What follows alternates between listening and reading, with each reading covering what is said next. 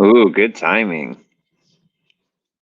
Don was saying in the chat that your bike speeded. Don was saying in the chat that she's getting goosebumps listening to them. And I said it's probably from the crazy awesome space-time ripples that Zach has been making with his music. You're still muted, my friend. Oh, my mic was not There we turned on. go. Now you can hear me, I believe. Mm-hmm. Yep. But for some reason I can't hear. Oh, be right back in 1 second. My headphones are plugged into the wrong spot because I was playing with music and monitoring, and that requires a Yeah. completely different jack. I'll be right back. Awesome. Well, okay, so let me get this going here. Let's pull this off here. Ah, there we are. Hi, guys. Hello, everyone in the chat. Hi, Jasmine, Jen, Don, Kevin. Jake was in here for a minute. And let's see, I did it. Willow. I can hear everything now. I can Yay. hear Who the else we got? entire world. Sam, hi. And then anyone else who I missed? Don, Charlotte. Charlotte's here for a little bit. Hello, everyone. We love you all. What's up, Kevin? Good to What's see you up, too, Willow. everybody?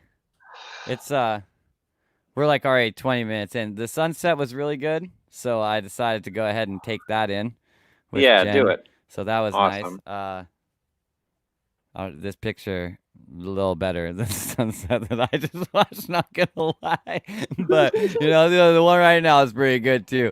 Now you guys can enjoy a beautiful sunset as well, in case there wasn't Mm-hmm. one in your neck of the woods. I'd show you. I'd So, show you mine because I got this great view, but there's no pretty sunset. It's all cloudy and Seattle-y up here. fucking Seattle-y. What can Fucking you do? Seattle-y. It's weird. That's actually a thing though, even though it just sounds like a ridiculous thing that someone would say, Seattle-y. But that really, I Oh, feel like that's actually a thing. I was gonna say, have you heard that before? I did just say that kind of like it's just kind of Seattle-y. That is what it looks like. Well, I mean, even if I haven't heard it before, I knew exactly what you meant. And that would actually further substantiate how Yeah, real it no was, doubt. you know what I mean? So Right. Yeah. Lots of it's gray, lots of clouds. yeah, well, I Seattle-y. mean, like Seattle does this thing that it'll do all day long that most other places only do in the morning. Mm, So elaborate. well, just like that, like the foggy gray, like the gray sky, right? Where it Yeah. just like Yeah. Yeah. kind of looks like it's gonna rain, but like most But then places it just do does. that in the morning, Yeah. Then it and does then for like 5 minutes. Then it stops. Then maybe it's sunny for a little bit. Then the clouds come in. Maybe it rains for 20 minutes. Then it stops. That's kind of a normal Seattle in between seasons day. And yeah, most of our winters actually, most winters are just kind of on and off rainy. yeah, But mostly the rain, especially if you're actually in Seattle. Like North Bend, you get a little bit of snow, yeah, but not very much. Snoqualmie, up north where Jacob and Sam are, Mount Vernon, yeah, a bunch of places, just not here. Yeah, Not so much. not in not in Seattle so much, but Nope. yeah, I don't know. Seattle has a vibe to it. It really does. So Especially with the Chaz going on. It's got one hell of a vibe going right now. yeah, I think in a certain way, like the only reason that something happens like that there is because it has a vibe. Hmm. Like it kind of has this like. Well, Seattle's always had an underground buzz. It came forward like with the alternative music scene, and the underground kind of sprung forward, but it always had like. Even throughout that time, before it and after it, still to this day, has like an underlying, like an underground punk scene, and a lot of people who are into like that punk kind of music operate out of there. And there really is like a lot of underground scenes. There's a ton of good hip hop artists out of Seattle. They actually have a pretty competitive hip hop scene. You don't hear about them like LA or New York or Atlanta or anything like that. But realistically, I would say there's probably more good MCs in Seattle than there probably is in Atlanta. Like Outkast and like a couple other people came out of Atlanta, but most of the guys that are in Atlanta, they ain't that good if you ask me, you know? So, like, nevertheless, a lot of the guys that there's a lot of really like solid lyricists who care about their craft in Hmm. in whatever the hell the name of that place is. Seattle. That's right. Seattle. Yeah. Seattle. So Seattle. that's cool. They got It, like a pretty decent like battle rap scene too, and like those are pretty rare. There's only like a couple cities in the world that actually, or well, right, actually, honestly, in the world that actually hmm. have like a solid battle rap scene, and Seattle's one of them. LA probably has one. I actually don't know who it is, and then New York definitely has one, and like London and kind of the whole greater London area has a very very strong one. But there's really like there's not a lot of them. You know what I mean? Like, Yeah. so, nevertheless, that's definitely they got that underground vibe going on. Is kind of the thing. Need to listen to that music again. I'm not sure which music you're referring to. Maybe I Oh, I missed think a the one. comment from you. See, is that Kevin? Is that the one you sent? The loop that you made? Is He's what? referring to the Oh, music again. I'm not sure because it was Don. I don't think Don heard it. Oh, I gotcha. I don't Is it? know. Oh, I'm because I made so the comment. confused right now. I made the comment. Okay, earlier, Don's said that she was getting chills up her spine listening to the music, and I made a comment that you couldn't hear earlier, saying this when we first came on. I said that's probably from the crazy awesome space time ripples that coming from the music that Zach's making. Hmm. That's the comment I made. So that's what she's referring to. Yeah, she said I need to listen to that music again. I'm not sure if she's referring to the stuff that was on here. That's this. Well, you can see it on screen right now. It's called Awake FM. They do like weekly drum and bass mixes. One of the reasons why these guys are particularly cool, though, is every week when they do a weekly mix, they also post a 320 kilobit a second version of the mix available for free download. Which, with drum Wow. and bass, having high quality audio is really a huge thing because it's really, really layered and there's just like all kinds of shit going on. And the more that the audio is getting compressed, which, you know, the standard MP3 here on YouTube is 128 kbps, kilobits per second. And 320 is the highest format that an MP3 ever comes in. It does have some loss, but not nearly as much as 128K because it's literally over twice as much bit rate. And What would be lossless? Like what lossless would is the actually actual other rate different be? types of formats like WAV, AIFF, FLAC, things, or like proprietary formats to various different audio workstations, uh, RX2. There's really like a lot of them, but they're specific formats. MP3 is literally like just a very common compression format. You know what I mean? Mm. And Yeah, so yeah. waves can compress as well. Probably all this stuff can compress. I'm not actually sure, but they also have lossless formats. And so, yeah, Yeah. ideally, if you're working with audio, you want lossless formats. So, but 300, if you're talking about like commercially distributed music, finding something that's better than a 320K MP3 is probably not going to happen. They probably put Mm. even, I mean, if you got it off, if you ripped the MP3 straight off of a CD that you bought in the store, it wouldn't be 320K. It'd be max like 192. Gotcha. Yeah, Um, right on. That's cool they provide that. oh, I see. Aaron said it was the music, and I thought he was accurate. Drum and bass music, man. I'm 100 fucking percent sold right now. That it is like the classical of the modern day. It literally has the ability to like do stuff, and I'm very, very sold on that. A lot of it has to do with, I mean, I have so many reasons why I'm deeply in love. Anyways, like, Well, I have so many reasons why. maybe we can tie in. So the word of the day, the thing I sent you, if I sent in Messenger, geodesic. Because I I watched don't a even video have on it Facebook today. open. Yeah, I watched a video on it today, and then the definition I thought was also interesting and could probably open up conversation relating to music or other things. And I'm getting a little bit of echo back on my end. I don't know if it's picking it up from your headphones or what. It's got to be headphone bleed. It's the only thing it could possibly be. So Headphone. It's better. You're able to turn it down a hair more. I don't know if anybody else can hear that. I'm getting it back in my headphones. I'm assuming that's also going to YouTube, but maybe it's just StreamYard. no, I've checked it on YouTube. There's no echo. So I All don't right, know yeah, if that's it's just if that's not coming through to YouTube, it's fine. I can tolerate. It's like a 1 in the background, so it's fine. yeah. I have it turned down more, but like I don't even have my mic high, and it's actually ducked. The headphones are ducked, meaning that they're quieter than they're supposed to be. You know what I mean? Yeah, yeah. I'm surprised Is it's it? headphone bleed. Yeah, it's odd, but it is what it What is. the If hell, that's what it man? is. At any rate, uh, it should be fine now. So let's see. Do Geodesic.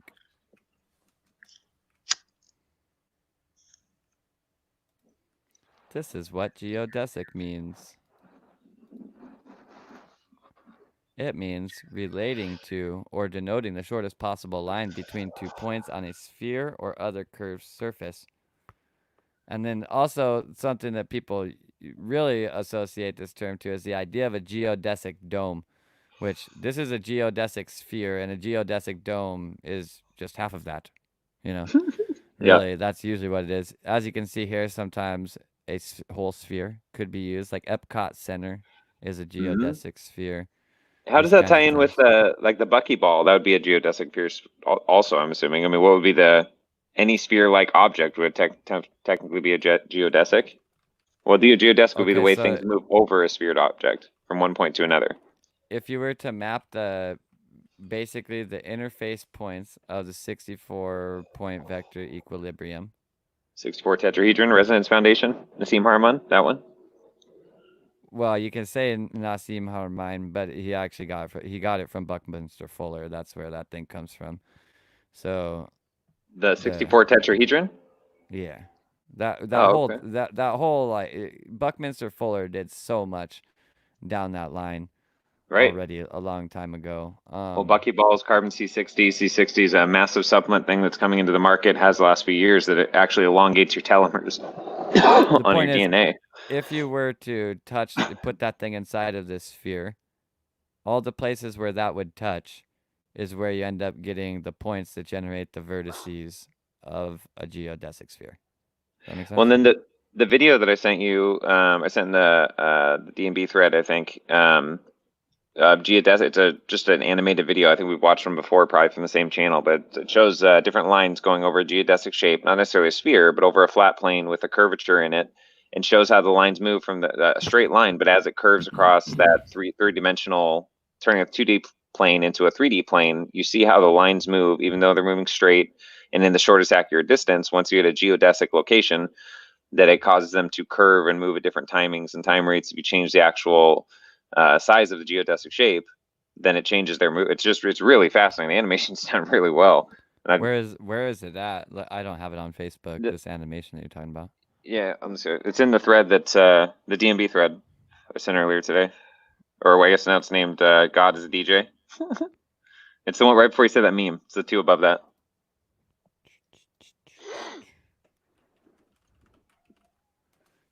Do.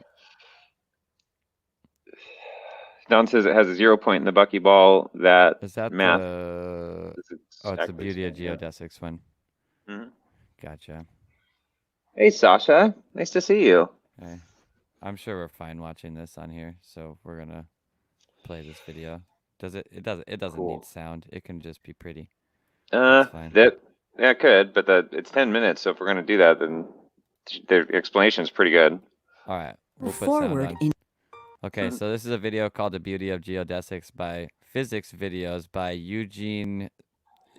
Get a new last name. I think is his last name.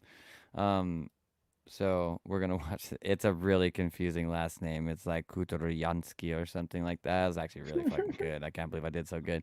But nevertheless, yeah, video here. If in case you guys want to watch it on your own, because this, lags a little bit sometimes, here is a link to that video. And now we're gonna watch it. All right, let's do it, bros. Yeah. Yeah. Suppose that we are two-dimensional beings living on this surface. Maybe go to 1. Suppose that we want to move forward in straight lines. More. The equivalent of a straight line on a curved surface is a geodesic. Here, cool. Each color represents a different geodesic. In this first example, we're dealing with only a small amount of curvature.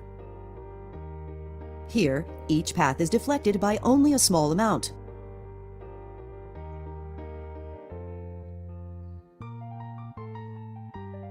It's really cool how the optical illusion just like completely changes on whether there's a hump or a dip there based off of just the directions that the arrows go. Yeah. For example, the green and red paths start out close together, and they are deflected by slightly different amounts. The results will be completely different if we have a large amount of curvature. Here, notice how the red path and the green path start out very close Okay, can together, we pause that real but quick? they end up leaving in completely opposite directions.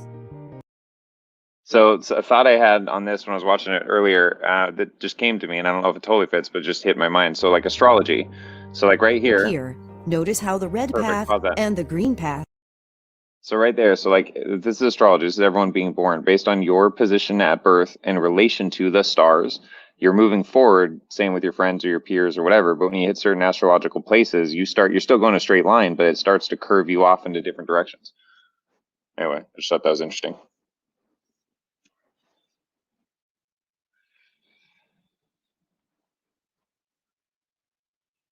Oh, can't hear you, Zach. You're muted. What I was saying was that I think the energy, like this is I think a valid point, because I think the energy of you getting here as a consciousness, if we really like knew what to look for and we understood the science behind it, we would be able to map like how that energy flows here. And you would find that Yeah. this has a huge piece to do with it, in my opinion. Yeah. Start out very close together, but they end up leaving in completely And the green opposite ended up coming back directions. in. Right, it's like one was in retrograde. Yeah, This no is doubt, shown man. for a curved Yeah. two-dimensional space, and this can also be extended to higher dimensions. However, there are important considerations that need to be taken into account when applying this to the four-dimensional space-time of general relativity, and this will be discussed later in this video. Here, each color represents a different geodesic.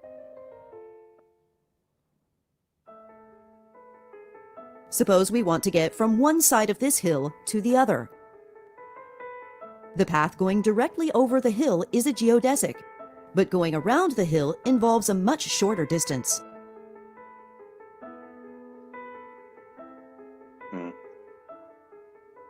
One common misconception is that every geodesic is always the shortest path between 2 points.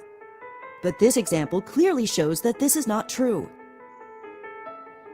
It's only when we zoom in and look at two very closely neighboring points on a geodesic that the geodesic is always the shortest path between them. Here's another way to think about geodesics.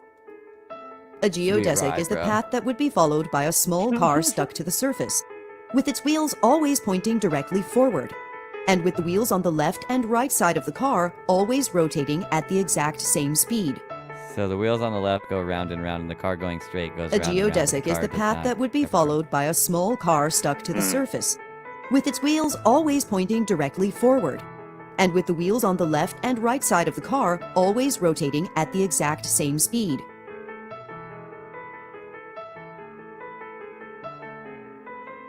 In this next example, the different colors are all just different parts of the same geodesic.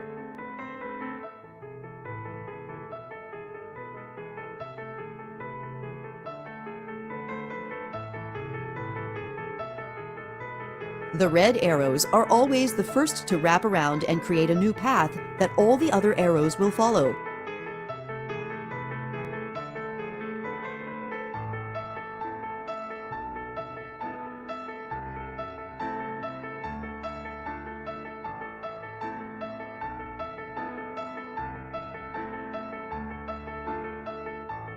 The red arrows are always the first to wrap around and create a new path that all the other arrows will follow.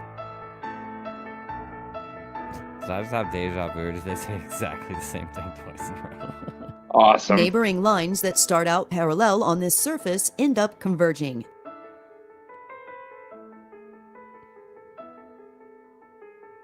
Neighboring lines that start out parallel on this surface end up converging.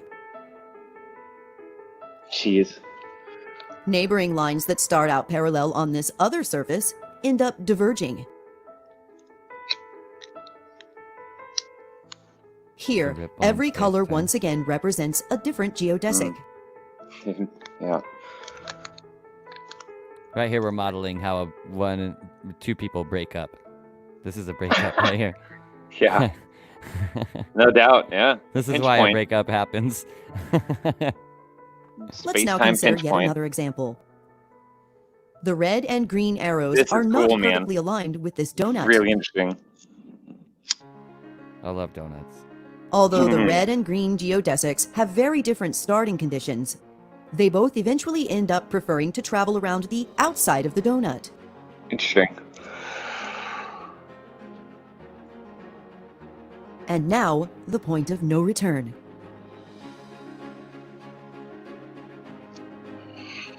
In this example, the geodesics that venture close to the center spiral inward, never to be heard from again. But the geodesics that stay further away manage to escape. Fascinating. Okay, pause that.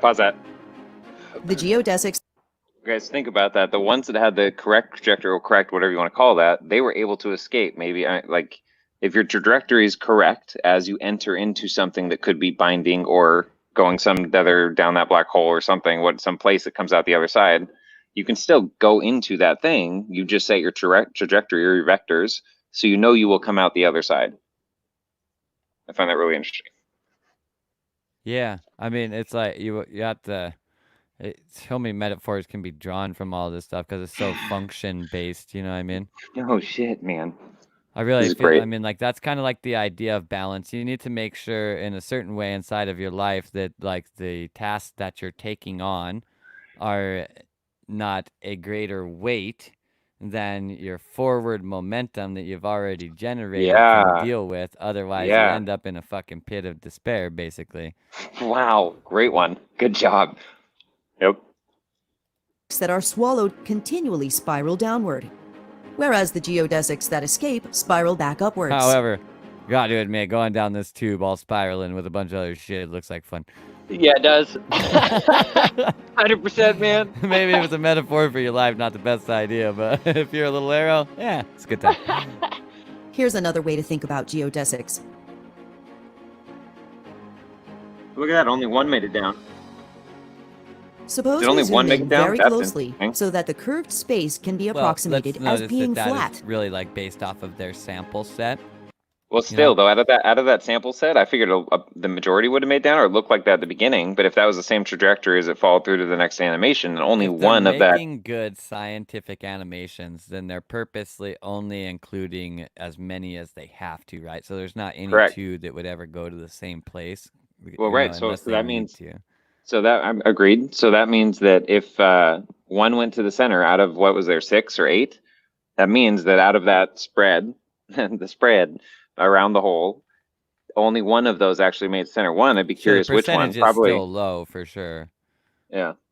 I think it's But just well, the actually, middle one in the way that I was they're about to coming say, at so it. only the middle or middle ones maybe, or what? Maybe that's only Yeah. true if only one, the straight shot gets down the actual center. I And don't know. it You wouldn't dive be in only straight 100%. shot. It would be something that was enough that okay, so it has to basically go right into the hole, right? So like the other ones that are dispersed, they're actually going past the hole right away. You know what I mean? Mm-hmm. Straight is just denoted by going directly into the hole, never traveling past it at all.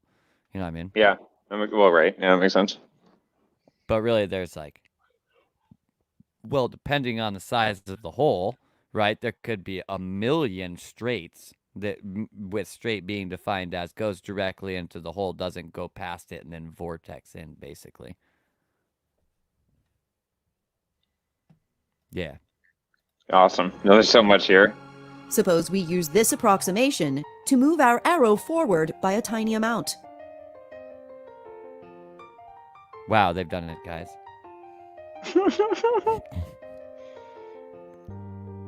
We now correct for the fact that the space is not flat by rotating our arrow along the line perpendicular to the surface.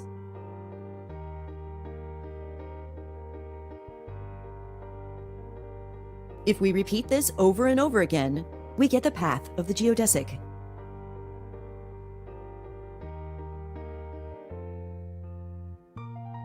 One thing that all these examples have in common This music. is that the curved space is represented as a two-dimensional I know. surface embedded in a three-dimensional kinda works, space though. that It's obeys like, Euclidean alright. geometry. Dude, Or- how long you think some guy This can be spent misleading, modeling this as the teapot curved so he could run four-dimensional arrows space-time of around our it? universe It's like does not necessarily need to be embedded in a space of more than 4 dimensions in order for general relativity to work. Render if you've ever used one. It could just like be as simple that as the these universe look. we These are live in really is well simply done not animations. governed by Euclidean geometry. In cases where we're traveling at a speed far less than the speed of light, and Newtonian physics gives us accurate approximations, contrary to popular belief, It looks the like a apparent bicycle. force of gravity has little to do with the curvature of the 3 spatial dimensions relative to each other. In these cases, the apparent force of gravity is primarily due to the curvature of the time dimension relative to the 3 spatial dimensions. This is explained and visualized in the video titled Gravitational Time Dilation Causes Gravitational Attraction. More information is available in the other videos on this channel. I want to see this other video. Do it. Yeah, do it. You're watching Yeah, let's do it, man. singularity I'm loving in curved it. space. It said intrinsic We need curvature to first and understand singularities, and I got intrinsic into curvature. Yep. That's how I Whereas click through YouTube extrinsic videos, ladies and curvature gentlemen. deals with how this object looks to us. Intrinsic curvature deals with how this object would look to 2-dimensional beings living on its surface. Suppose they are forbidden from going to the tip of the cone. As far as the 2-dimensional beings living on this surface can tell, this space is flat so long as they don't go all the way around the tip. In flat space, if we move a vector around and then return it to its starting position, the vector will always still be pointing in its original direction. If the 2-dimensional beings want to determine that their space is not flat, they can do this by going all the way around the tip of the cone and returning to where they started. This is because their vector is now no longer pointing in its original direction. In general, the rule for moving a vector along a curved surface is the following. Each time a vector is moved by a tiny amount, the vector is rotated along the line perpendicular to the flat surface tangent to its new location. If the 2-dimensional beings go all the way around the tip of the cone in the counterclockwise direction... I want to ask something real quick. Has anybody else heard an enormous amount of fireworks going off over, like, the recent, like, couple of weeks? Like... Or even just fireworks that weren't, just like, the Chaz. normal. Just the Chaz. Because I've heard about this from quite a few different places, and it's just, like, kind of getting weird to me. The amount... Okay, so you would think, like, L.A., like... I'm right by LA, right? Like, everything's fucking dry. There's people everywhere. Fireworks, definitely not okay here, right? Like, there's no way that's legal. Like, dude, there's at least, like, 50 artillery shells launched a night by this place. Like, at least. And they're not even just, like, from one guy. They're like, all over the place. It's crazy. So, I don't know what that's all about. It's a cover-up, man. I got to put my tinfoil hat on. I'll be right back. It's a good data set. Their vector is rotated counterclockwise. If they go all the way...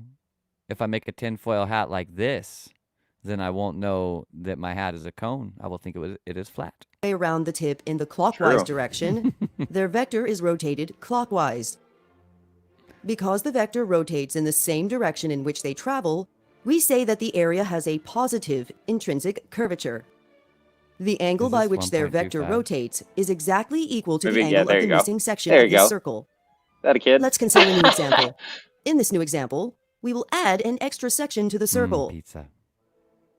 The angle of the extra section that we add to the circle is exactly equal to the angle by which the vector rotates when it travels all the way around the surface. Whoa, dude. This time, the vector rotates opposite to the direction of travel. Like when the vector rotates opposite to the direction of travel, we say that the area has a negative intrinsic curvature. Here's another way to think about positive and negative intrinsic curvature. Dude, I honestly, another pause. I'm like on a conversation and watching this video and tripping out on the shapes. The fireworks thing. So like fireworks, these explosions, like they're unsettling. Like for, dogs don't like them, babies don't like them. And then most importantly, like veterans that have PTSD do not like them. What this is showing is that like to our psychology, very much so, like we don't really know the difference inside of our head in terms of our response between gunshot, backfiring car, bomb, firework, like they're all basically the same thing. Super loud noise all of a sudden. Having like getting used to all these like loud ass noises being around all the time. It's kind of weird, dude. And like I definitely have probably standardized them inside of my head now, because like when I heard them just now, I was surprised that I heard them because I like realized I had been drowning them out. Basically, it's pretty Yeah. weird. I don't know, dude. At this point in time, like I'm so like I'm honestly on like super high alert for the fucking psychological operation all over the Yeah. place, dude, because it is fucking thick and hot right now, and they're not even doing a good job. Like it's crazy. They're just trying everything. It's so ridiculous. And it It's sounds like I'm in one of the primary hot zones to try something, so that's pretty exciting. I cannot believe that's this is it. The longer that it goes that isn't happening somewhere else, the more I believe it's actually a real thing. You know what I Cool. All mean? right. Right Because on. like you would think that they kicked one off there, everybody didn't get fucking murdered immediately by the National Guard or whatever, right? Right. And Right. so why wouldn't this start happening in other places? I mean, like people around here, they very much so you can tell that like they've definitely like taken some of the reins off. You know, like I drove Hmm. past a park on the way to go get lunch yesterday or something like that. There was cars filling the parking lot. There was cars like lining the street next to it. And when you looked inside of the park, there was like tents and all this shit set up. They were having like a full on event. And that Right. hasn't happened since February Months. or whatever. Yeah. So it's so That's weird. interesting to consider too, because I read an article from, or not an article, a post, Facebook post from one of the National Guardsmen who came in there. As a quick side note to our little science animation videos, Yeah. current events. Willow, take note of this. This is for our micro content, current event comments.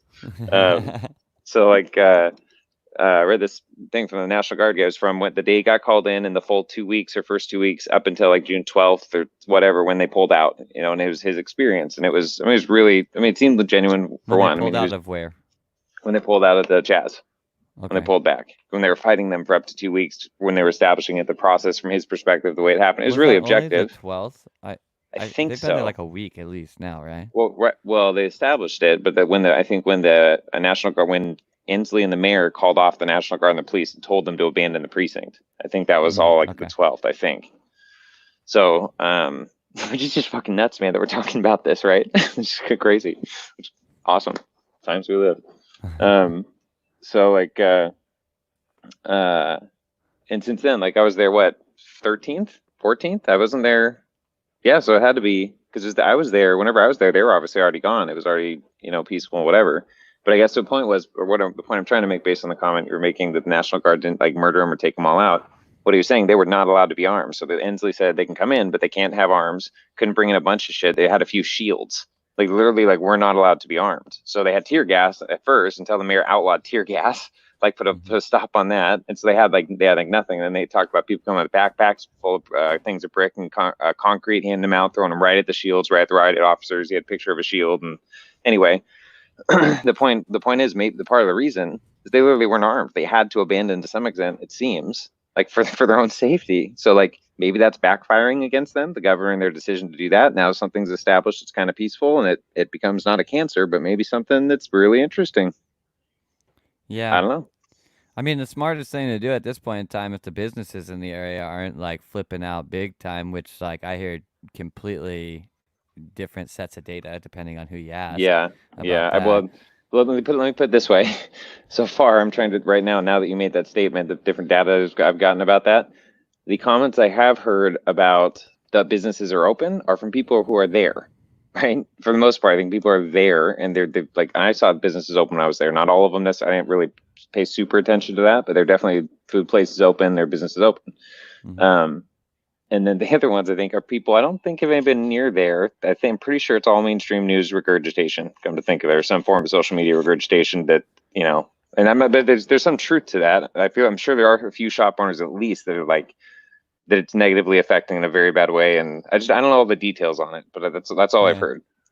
This whole thing's very interesting to me in the biggest space because like well, okay, so like Donald Trump is like ridiculously against it, but then Mhm. basically says I don't know, there's like the Donald Trump Q angle for me doesn't wash with the way that their group, Donald Trump in his posts and the Q group in forums and whatnot, are responding to this situation. Like I feel like they should want this because it's not. Well, it's not like that. It's clearly not what they were acting like it was going to be in the first place, right? Mhm. You know, like it was like this Antifa charged fucking thing. Like you can tell that for sure now. Like I don't know if you've been paying attention. It seems very obvious to me that it's like the level of organization is not like anything beyond what some, decently logistical people could pull off, no problem, Yeah, it seems like, yeah. Well, and also here's the thing, and also that they knowingly, apparently, or maybe they got more than they thought they would, with having the governor and the mayor cave so fast. Like they're like, really? They can't use tear gas anymore? All right, awesome. We're just gonna step up to phase 2 or 3 then. Like, you know what I mean? I don't Yeah. know, but like their response has been based on commentary and just logical thought here. Seems like even that National Guard's firsthand perspective seems a little insane that they de-armed them in the way they did and caused them. I mean, I get they're trying to keep peace, sort of, but it just seems illogically stupid. Yeah. I mean, at this point in time, I feel like the obvious idea is to just fucking let them sit there and do their thing. Right. Unless the businesses are really like throwing a big fit. Oh, and that was okay. Here's the comment. What's your thoughts on this? So honestly, really, like, it's Capitol Hill went back in time like 10 years. Let's be real. You know what I mean? Like 10, 15 years ago, Capitol Hill was a completely different place than it normally was today. It's been massively gentrified over that period of time. And what's going on there now, I mean, yeah, okay, there's barricades on streets and shit. Sure, that's different. But, like, what the people are doing around there, drawing on the sidewalks, graffiti all over the place, this is exactly what Capitol Hill looked like before. You know what I mean? Yeah, no doubt. It ain't that different. So here's the comment I heard that I made some sense to me. I haven't thought through it. I just heard it very recently, but that's on the bit like they're talking about making Antifa a terrorist organization, like at the federal level or whatever. If they do that, then they can go after them with those resources. And they call that's one avenue. But the negative downside that is any damage done by any one of these groups, or they blame on one of these groups, it's not covered by insurance. But it's massive businesses and stuff, massive debt and damages, and they don't get recovered for it. Right. And also then, of course, the thing that if we label Antifa as enemies of the government, and Antifa means against fascism, and we're against Antifa, that means we're against fascism, which technically means we are for fascism. So if we label Antifa a terrorist sect, technically our government is saying that they are pro-fascism. So, interesting. Well, catch-22 on that one. That's pretty funny. Yeah. All right. So back to awesome shapes. Those are great. Oh yeah, yeah. Don't trust your government. Pave your own path. Do your own research. Think for yourself. Here we have the left and the right side when the of two the United circles curve States. in opposite As directions, you can see, this they surface look like has they're a on opposite negative sides, intrinsic curvature. but they're actually exactly the same. Exactly. This is a good model of our government right here. Wow. Yep. I'll do it. The amount of curvature at the point where the two circles meet is given by the following equation. Well, good. We're doing math now. When the two circles curve in the same direction, this surface has a positive intrinsic curvature. Why can't the amount of curvature at the point where the two circles meet is given by the following equation. Music going on. Yeah. Where is it? I dig it. I feel like it's really light in the background. This surface has regions with positive curvature. They just did this video better. Where the two circles curve in the same direction. And this surface also has regions with negative curvature, because it has points where the two circles curve in opposite directions. This region has negative curvature. This means that the vector rotates opposite to the direction of travel. If a vector travels counterclockwise around this area, the vector is rotated clockwise. The other region has a positive curvature. If a vector travels counterclockwise around this area, the vector is rotated counterclockwise. You want to go double speed? The vector rotates the same way as the direction of travel, as expected for a region of positive curvature. If a vector travels around an area composed of the sum of two smaller areas, then the amount by which the vector will rotate is the sum of the rotations associated with each individual area. In this example, the vector rotates 90 degrees plus 90 degrees, which is equal to 180 degrees. Who knew? If the vector rotates around the region composed of this area with positive curvature and this area with negative curvature, the effects of the two areas will cancel each other out. The vector rotates by 90 degrees plus negative 90 degrees, meaning that the vector returns pointing in its original direction. As it turns out, if we add up all the positive and negative curvatures everywhere on a donut, we get a total curvature of 0.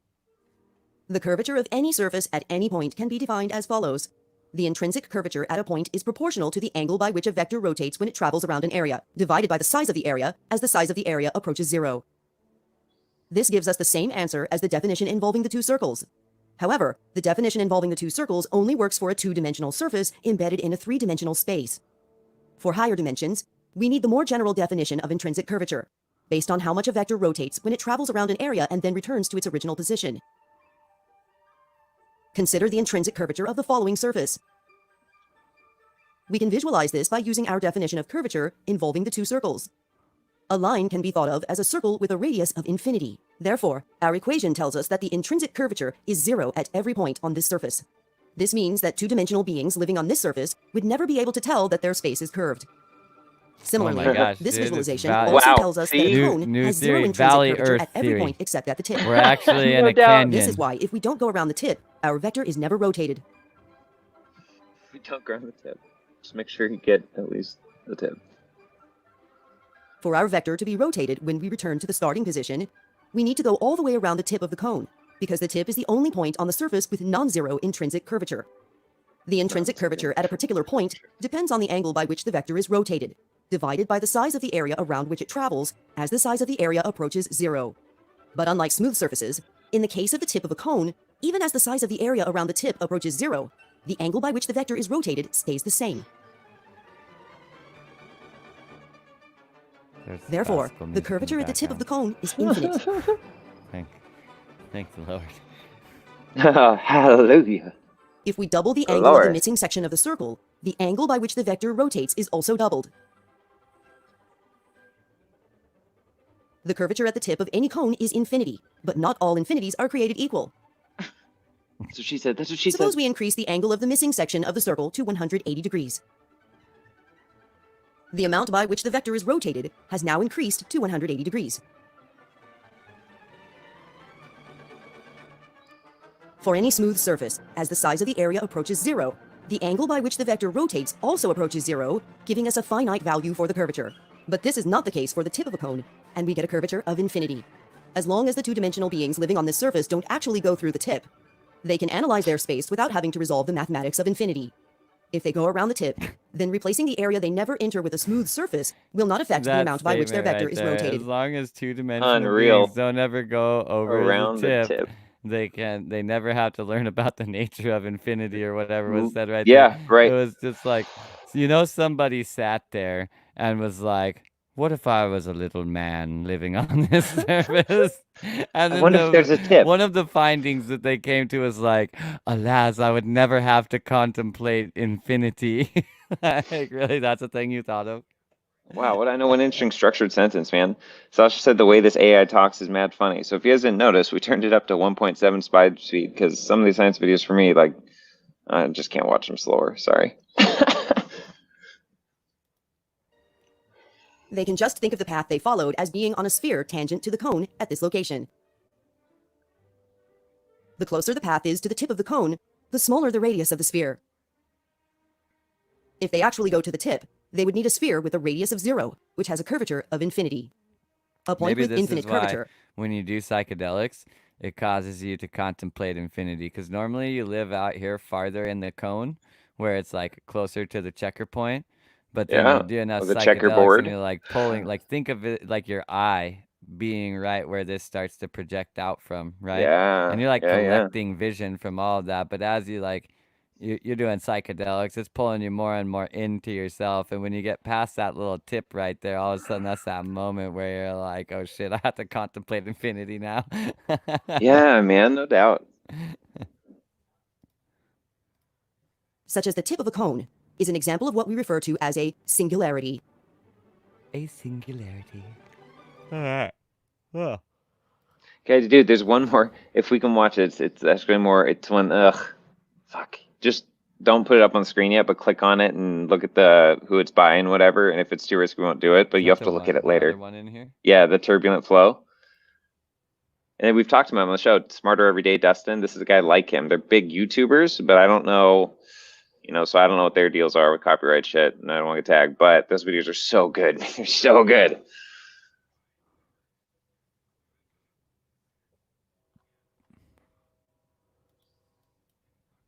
It's probably fine. They're not like, what you really need to worry about is like big production companies that have lawyers that do copyright shit all day long. All right. Well, they got like 8 million viewers plus. I mean, whatever, or subscribers and shit. So I don't know. That's fine. You made the call. That's great. Let's watch it.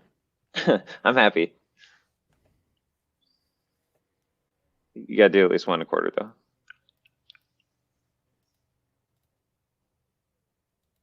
Actually, this one, I don't know. I don't care. You can do this at regular speed. It's a well-done video, well-produced and cut. This is like a scientist trap. It certainly is. Case in point, that's Space Station Commander Chris Hadfield.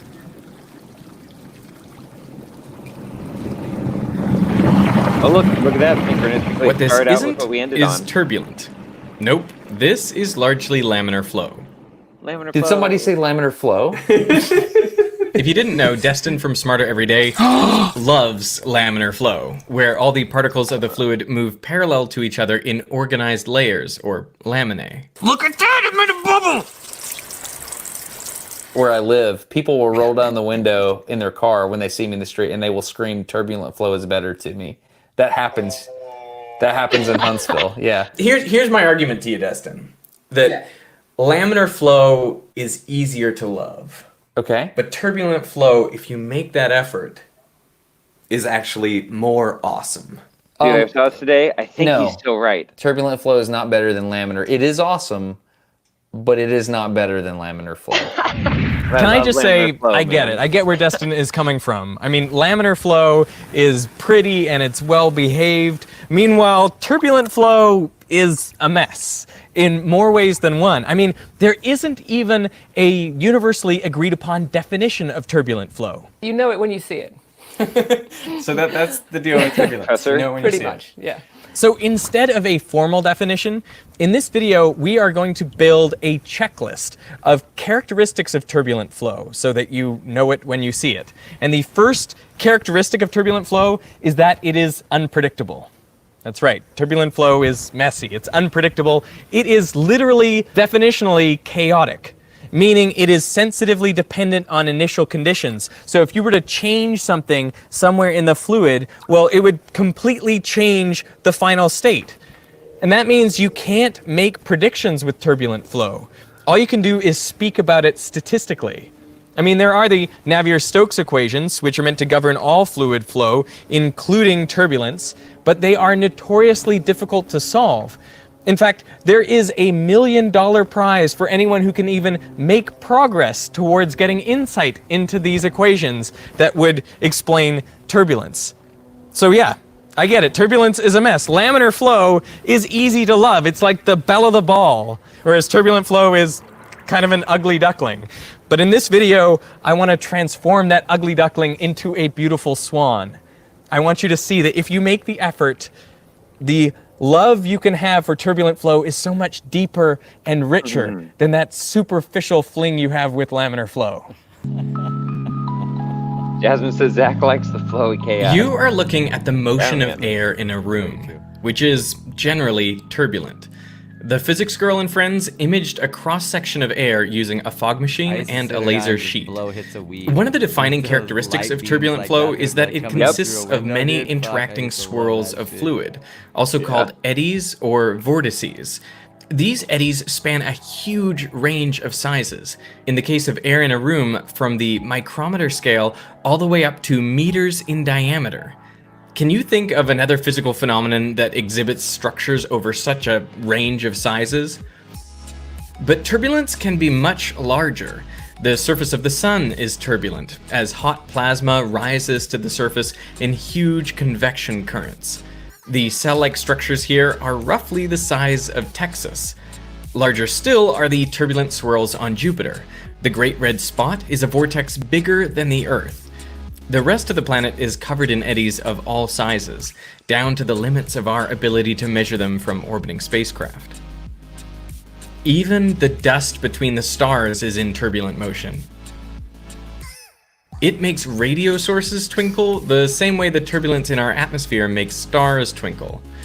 A stunning example of this turbulent dust is the Orion Nebula, 24 light years across. Turbulence is cosmic.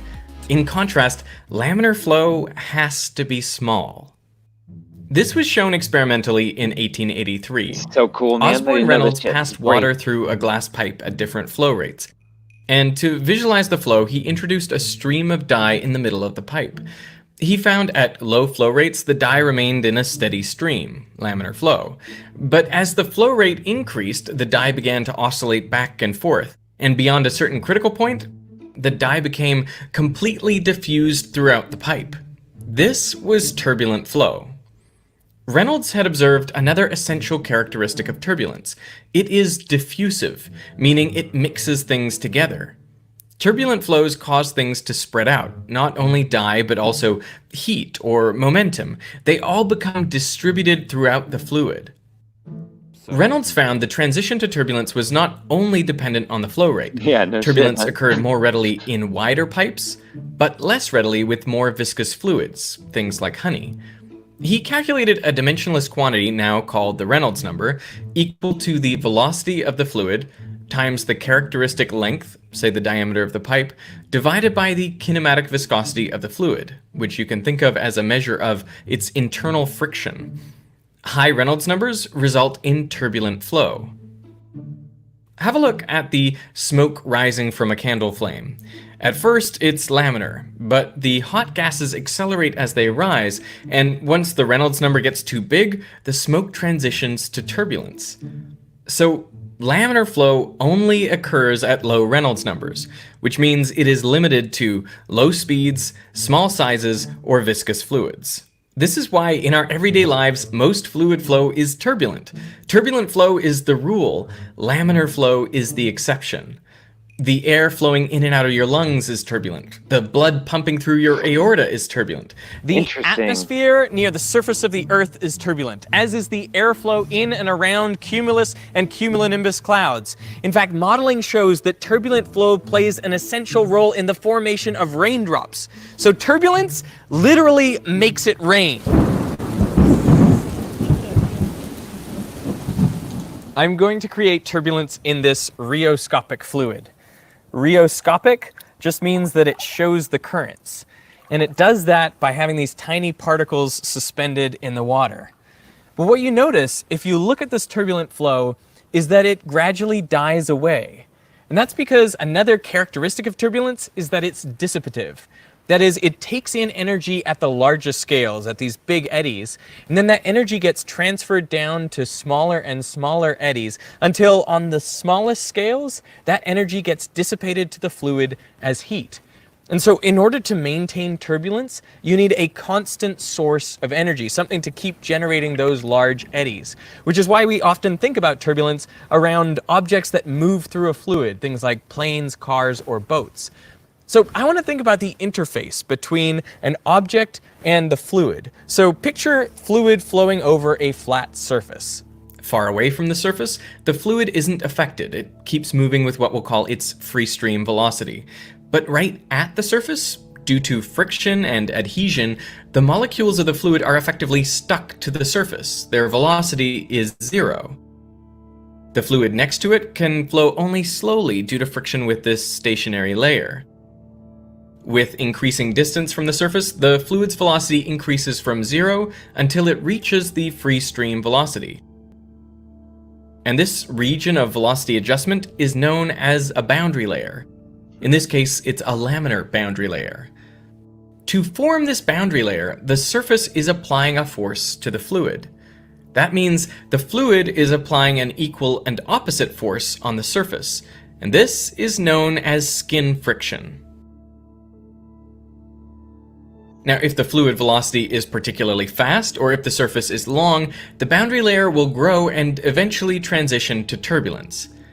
In a turbulent boundary layer, the fluid swirls and mixes, bringing faster flowing fluid closer to the surface.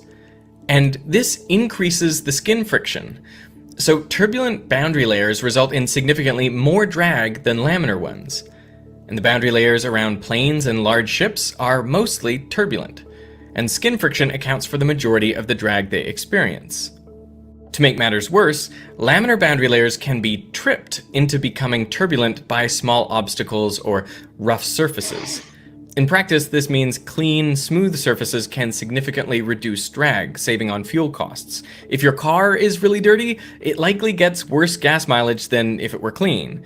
This is what the Mythbusters found when they tested it. It also explains why planes are frequently washed. So when you think about airplanes, I imagine that they would be built as smooth as possible. I think of the scene in The Aviator where Leo says he wants all of the rivets shaved down flush. And you can see that with this plane, all of these screws are set into the wing and really to make the smoothest surface possible. But then you look over here and there are these ridges that stick up out of the plane, which seem to make no sense. I mean, why would you add roughness to the surface of the wing? The answer is actually to induce turbulence in the flow of air over the wing. When cruising in level flight, air smoothly follows the curve of the wing. But at low speeds or higher angles of attack, the airflow can separate. You can think of it as not having enough energy to follow the curve of the wing. This leads to a condition known as stall, which dramatically decreases lift. Here you can see the airflow via strings taped onto the wing. And as the plane slows, the flow separates, and the strings go wild. This plane has stalled. The way to delay flow separation and stall is by adding small fins on the wing called vortex generators. What these vortex generators do is they actually cause turbulence, which mixes the faster flowing, higher up air down closer to the surface. So you're energizing that fluid flow as it passes over the wing. And because that flow has greater energy, it is able to follow the surface of the wing for longer. That means the airflow remains attached. And if you have attached airflow over the wing, then you can maintain lift. So in the case of airplanes, you actually need turbulence, and you induce more turbulence on the wing in order to fly efficiently and effectively and be able to climb at higher angles of attack. A similar principle is at work with golf balls. The Scots found out about turbulence the hard way because they started playing with a very smooth golf ball, and it wouldn't fly as far as it would once it got sort of dinged and nicked and dirty. You can see why by observing the airflow in a wind tunnel. With a smooth ball, the air forms a laminar boundary layer over its surface. This leads to low skin friction, which is a good thing, but it also means the airflow separates easily, leaving a large wake of low-pressure turbulent air behind the ball. And that leads to a different form of drag. Is that a pressure difference drag? That's right, that's a pressure drag. So the boundary layer itself has a skin friction drag, and then if it separates, there's a pressure drag.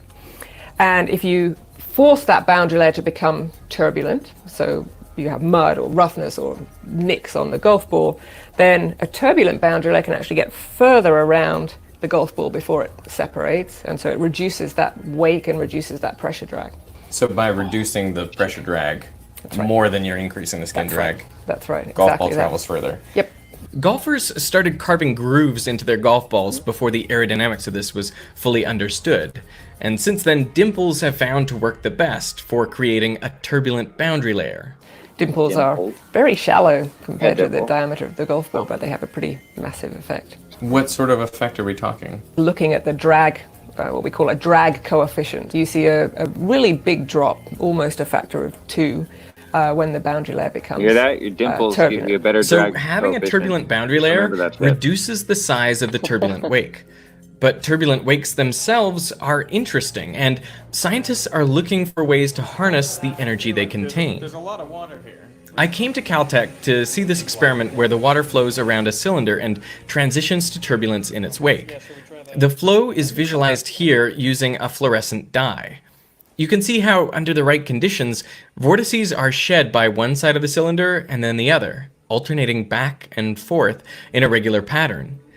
This is known as periodic vortex shedding, and the pattern it creates downstream is called a von Karman vortex street.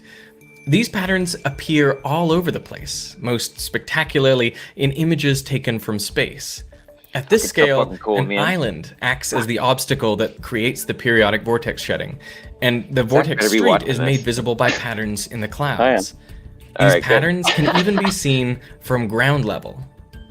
Obviously, this phenomenon is not strictly turbulent because it follows a predictable pattern, but it is part of the transition to turbulence.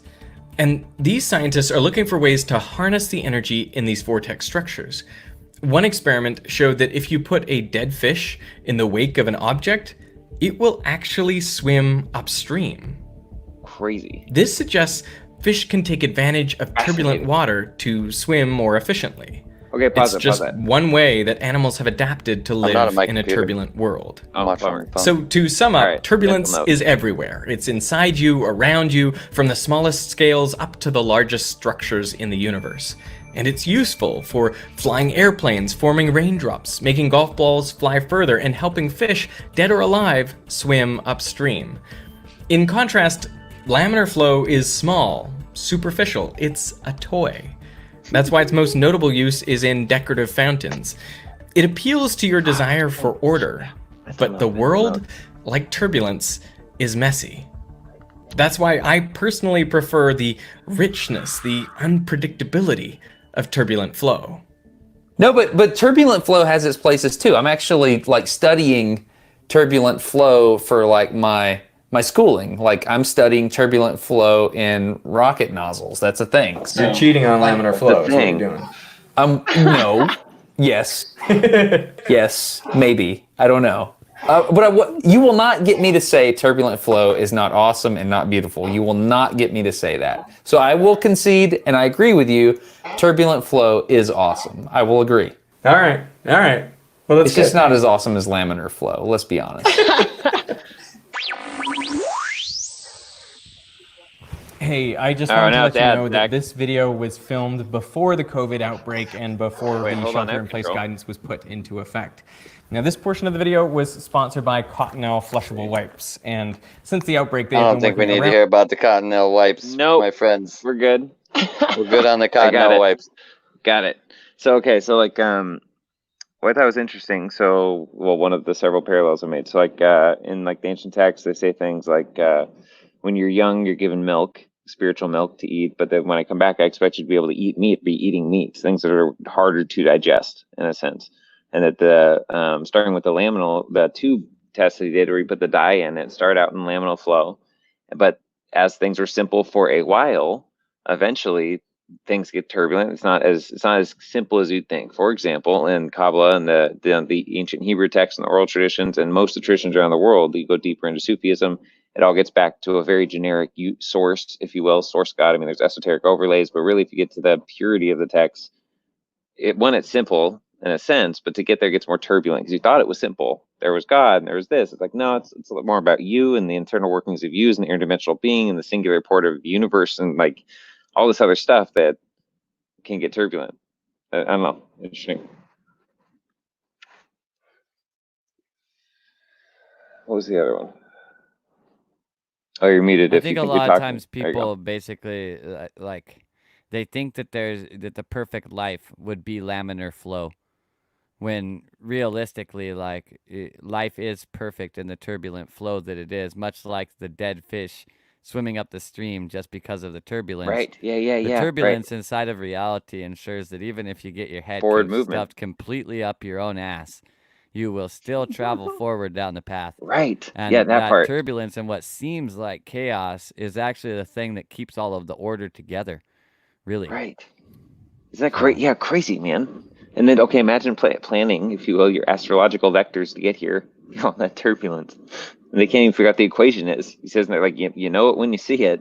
I mean, that is the most simple way to do it. Like, the complexity of the equation is like, we can't even comprehend it yet. That's amazing.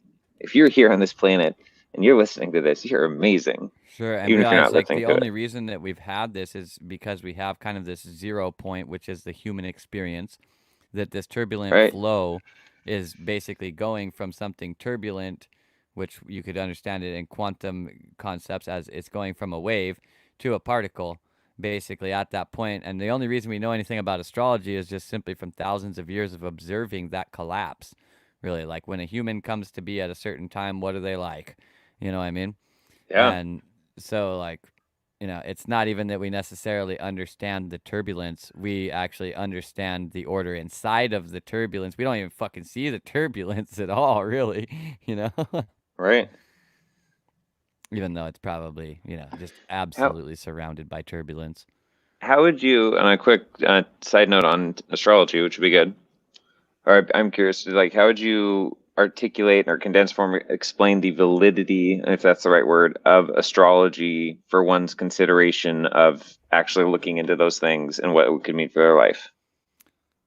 If they're literally just trying to find, like, human benefit out of it, like you're trying to convince this person that astrology would be worthwhile to them, and they don't have any reason why they believe that, that's basically the hypothetical situation we have, right? Okay. Sure. Yeah, and then we'll go a spectrum from that if this isn't the answer the nuanced answer I'm looking for. But yeah, start there. Okay. Well, the basic gist would be that, well, astrology, right? So it's logical. But the things that it explains are oftentimes illogical because they are habituations, ways of acting, nuanced mannerisms, perceptions, things like this, things that don't necessarily have their own framework. They're more like a function, and you have to see them play out in some type of symbol, really, to recognize that they were ever even happening. The astrology puts kind of some logical framework behind things that could be happening that oftentimes are not entirely logical. But if you come to them with this logical framework, then you're kind of approaching them from the solution, going back to the problem rather than experiencing the problem and looking for the solution. And because of this, it becomes much easier to see the things. The primary reason why astrology is right is because there's not really much anything that astrology would ever say that doesn't apply to everyone in some way. Like, it's not like, well, I'm not a Pisces, so none of that stuff applies to me. Like, yeah, you probably still do some Pisces shit too. Or you could at least understand yourself through these Pisces metaphors. We run a natal chart and we go, these are me, and then these are the pathways that we take, and we find that there is a lot of direct correlation with that. But in my own personal life, as far as like my natal astrology went, this isn't like watching transits, which is what I usually do basically with astrology now. And the only reason that I base it off of a natal chart at all is because when these things transit over natal planets, you seem to have some kind of effect. I say some kind of effect because they're massively varied based off of what is traveling over what and other things. So nevertheless, that initial natal astrology where I just like, I take your birthday, I run it, and this is where the planets were when you were born, right? So now this is going to provide you with some type of isolated format that you can say, like, I'm doing these things. And oftentimes you will be doing a lot of them, but oftentimes you won't be doing all of them either. You know what I mean? Or sometimes they all just really end up being things worthwhile to look at. So much like many other systems that I could list off, they are a functional logical framework for understanding yourself. And functional logical frameworks for understanding yourself are likely the most valuable tools in existence. You can try if you feel like you need to make something more out of, like, for instance, astrology than just that, like, I just don't think you do, personally. Maybe somebody else doesn't feel like that's a good enough reason to be interested in something. But to me, I feel like it's the best possible reason to be interested in something. Yeah. So, I agree. Yeah, it's interesting because I've always sought out the different. Like when I found tarot was actually a representation of your own subconscious, like to simplify it, but really it's you. Like when I understand, like, oh, it's you, like in pendulums and stuff. Oh, it's you. It's actual micro muscle, micro movement, subconscious inward thing, and like, there can be ties to it. But when you understand it's you, and it's helping you understand you in certain ways, just like, oh, this is my answer. Like, if it is, understand why. That's the important part. So it's astrology and aneology and like Myers-Briggs. Jordan Peterson has an excellent one. If we're going to use here's maybe what the correlation would be for some people. Because like even for me, I've studied astrology a lot in different avenues at different times. and enough that like I've gone through my natal charts, like really researching what the houses mean, each things mean, and looking at my life and seeing the symbol set overlays that were so accurate, I would just weep reading through it. I'm like, oh my gosh, like this is so applicable, like in ways that I'm not making a very big stretch here. Like this really makes a lot of sense, you know? Right. And so it's very affirming in that way. And then to understand the other things in the future, but then at the same time, there's so much to it, right? Like why I so valued, you know, paying you for your time to do my astrology, because it's like you have so many additional nuances. So I think some of the reconciliation for people is like, also, if you don't know a legit astrologer, probably makes sense why you don't, maybe astrology, you know, it's hard to get into it sometimes. I think if you don't know someone who knows how to do it well beyond the daily horoscope or something that resonates with you. Sure. Yeah, I think it just if you don't know somebody else that's good at it and you end up getting into it, it's probably because you end up being the person that people know that's good at it. You know what I mean? Yeah, right. I know a little bit, it but resonates it's like, with you. You know, it's like you choose to actually go down that path before somebody else was like, no, look how valuable it is, and you're like, fuck, that's really valuable. You know, you just like feel that inside yourself and want to go down that path, so you don't need that kind of boost to get into it. You end up like it's your thing. You know what I mean? Or it's one of your things. I don't really believe people have one thing unless they've only. I don't know what that's like. Thing. Yeah, I have no idea. My one thing is learning many things. That's my one thing. Yeah. Which, yeah, it was like the loosest definition of one thing ever. So, yeah, I mean, it's everything. There's so many different tools out there that are worthwhile to get stuff from like that. You listed a bunch of them. There's a bunch of other ones out there. I gotta, toss Gene Keys in there because. Yeah, that's what you're saying. I might even like Gene Keys more than astrology in a certain way. Oh man, I gotta look into that. But that's because dude, why is the chat not updating? Gene Keys specifically provides a good logical framework for one's emotions, which was why it was so important, why it was so beneficial to me. Like I was not, I didn't have very high emotional intelligence. When like I encountered Gene Keys, but like I had pretty good, like standard intellect, right? And Gene Keys made a pretty easy crossover for me to understand my emotions and like the growth of them, and give me like an idea of what I felt like I was aiming for, and what was beyond what I was doing right now, basically. And so because of all these reasons, it provided an awful lot of value to me. I think really literally anybody would get a lot of value out of this, because I had already done a lot of these systems prior to ever doing that, and it definitely added something that I was like, this thing's actually kind of special. Yeah. There's very few systems that I will buy a book about, like a book that they put out, because that information is usually available online. There's usually some way to find it for free.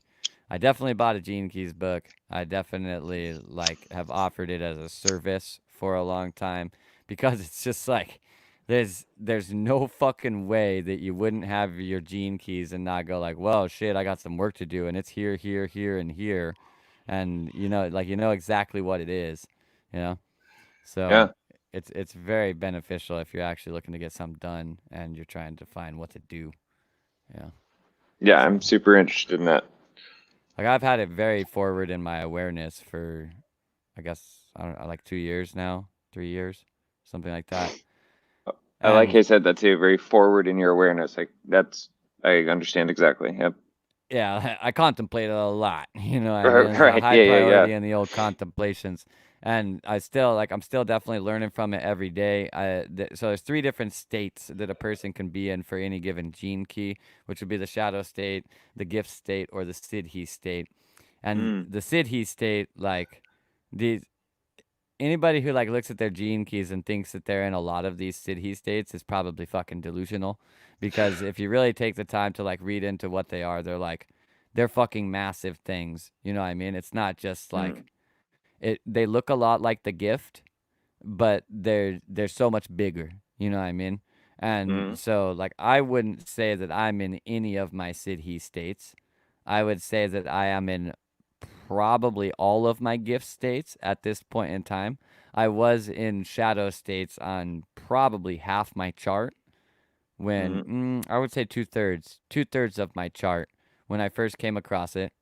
And I've since put a lot of effort into the things that were in the shadow state. Not effort. Made decisions from a different perspective and with a different vector in mind, where like the goal wasn't so in certain places, like I would be in the shadow state, and very much so in my mind, the goal was what would basically be the gift state. But by recognizing something beyond that, this Siddhi state, it made moving towards the gift state significantly more effective because it wasn't like the end of the road anymore. It was Is there like, imagery you can pull up by chance? Just like a chart showing what you're talking about, so that visual would help me. let's see. You could pull up your drawing of virtues and values systems. Remember that? Virtues and value systems. Like I was from an earlier episode, you had me elaborate on difference between virtues and values as you drew a picture, a very detailed image. Yeah, right, yeah. It made me laugh. I thought about it the other day. I was like, "This is fucking cool." So this is what a standard gene keys chart looks like. Oh shit! Oh shit! So it looks like a lot of things. If I scroll in a lot, then we'll be able to see that like up here on this node here, right? Kevin said we called herpes the gift, bro. So on the blue, the green, and the red. Red is shadow state. Green is gift state. Blue is gift.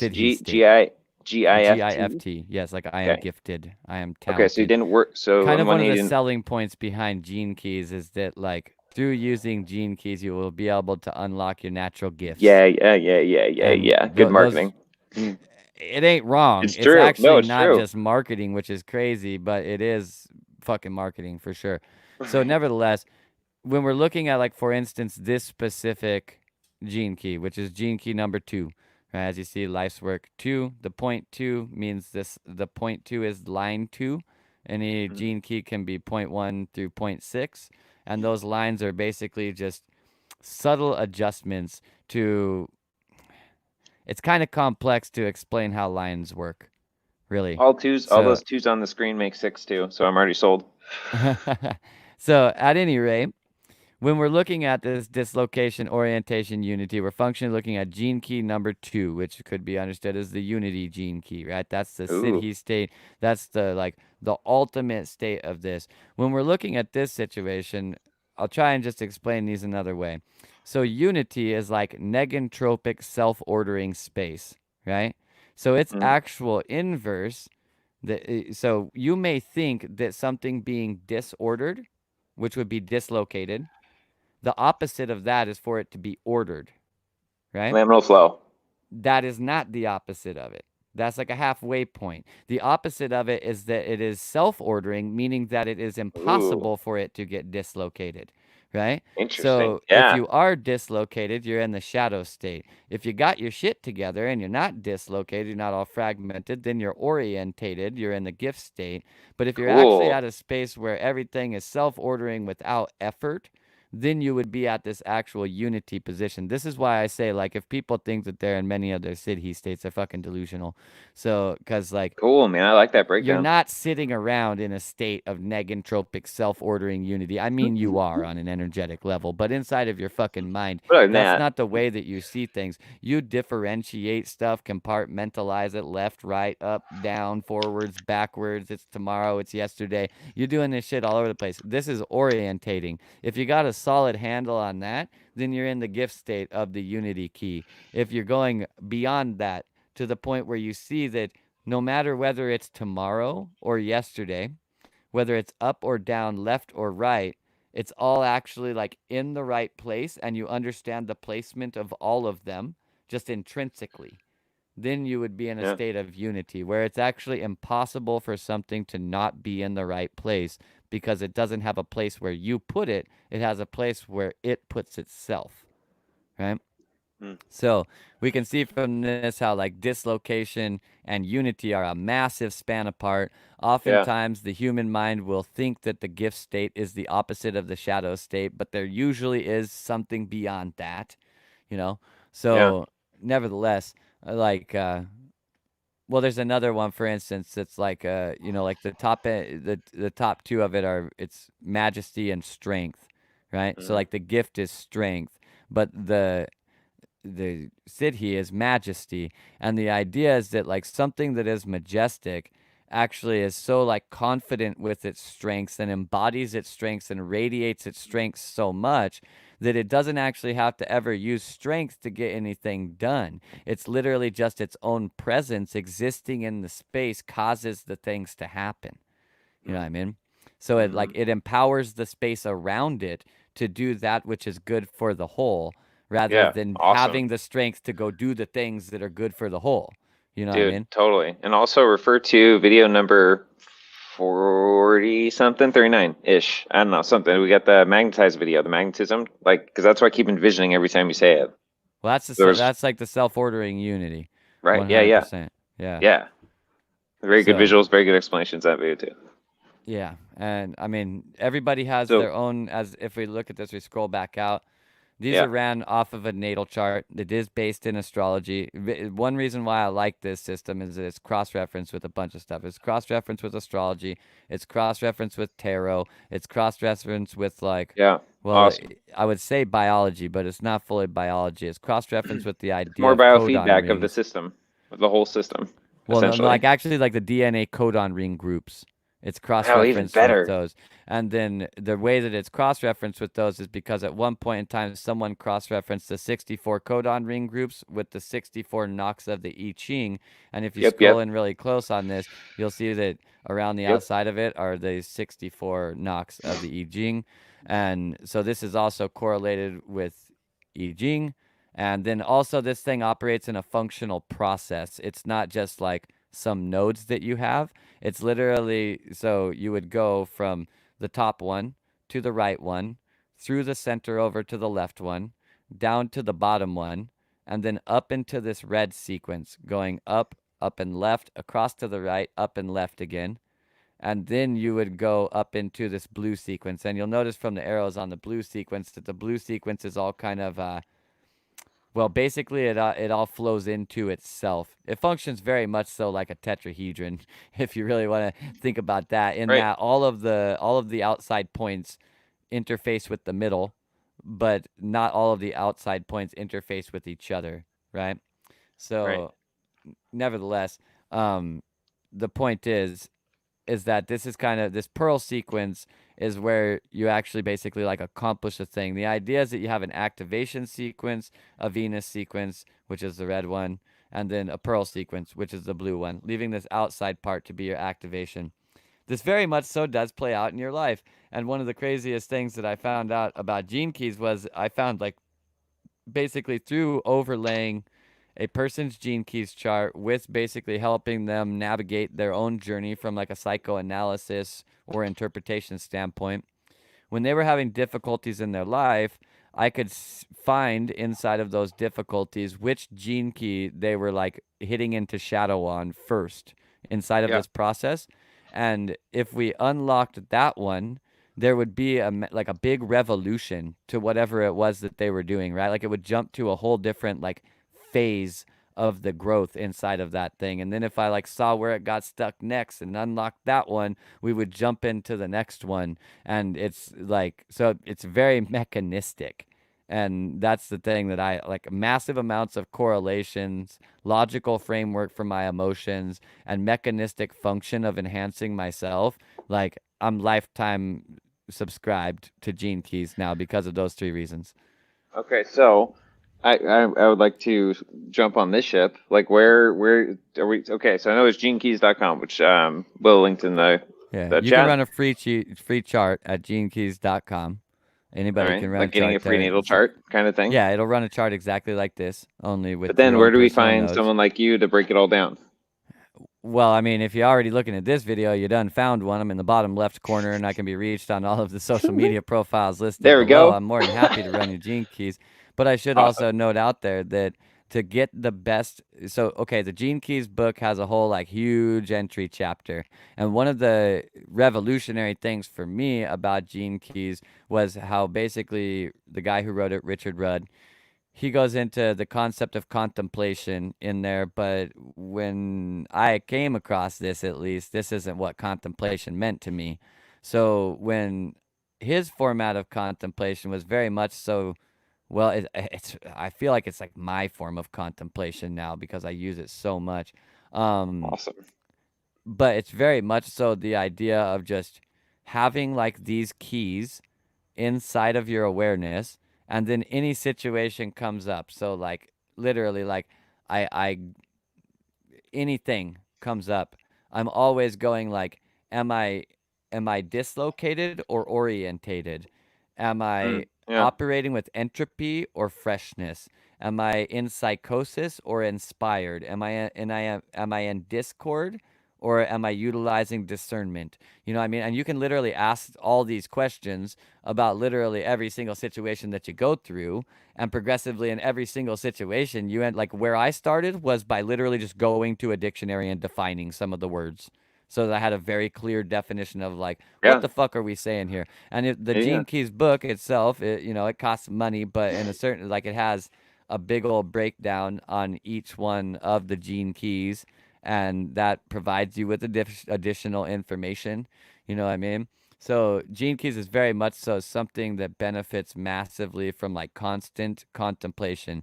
Even when I work with people with Gene Keys, like I'm pressing all the time, make sure you're still contemplating this stuff on your own if you really want to get the full value out of it. Like, don't just like have me run your chart and write a report on it and then give it to you, and then like you either don't read it, read part of it, or read it once and then go away from it. Like, you need to read the whole thing. It would be in your best interest if you got basically like a memorization of what your keys are, or at least your problematic ones, if nothing else. Like some of the keys on my chart, I realized like I don't really have a problem with that. I naturally do better than I do with the other keys with that one. So they're not really the hold up, right? The hold up are the ones that I suck at, basically.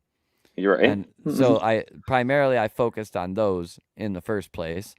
But the more that you can kind of keep them in your mind, the better. So having somebody work with you with Gene Keys can be great, but also it's very much so a system that very beneficial to just keep watching it all the time. I'd say the same thing about everything. Like, it's great to go and get a tarot reading, but if you understand how to read tarot cards yourself, it's much more functional. Astrology is very worthwhile. Having somebody read your natal chart and tell you about your stuff has a shitload of value, but learning how to watch the daily transits and understanding how that interfaces with your life on the day-to-day, way more valuable. Like, every single one of these systems, the I Ching as well.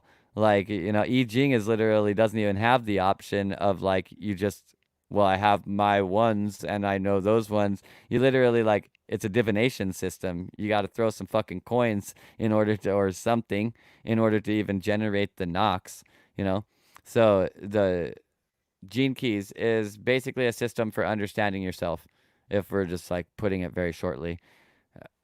Jasmine just asked what it was about because she was distracted. You can, you can run a chart at genekeys.com. Willow put a link in the chat. The guy sells a book.